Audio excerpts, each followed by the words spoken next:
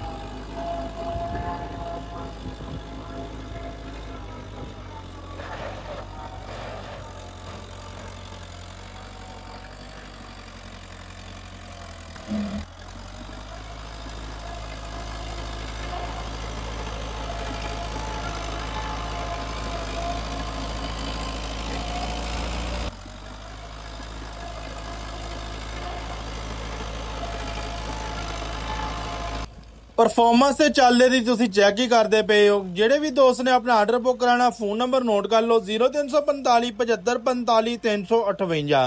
ਉਕਾੜਾ Khalifa Afzal ਜ਼ਰਾ industry. ਜਜ਼ਾਕ ਅੱਲਾ। अस्सलाम वालेकुम।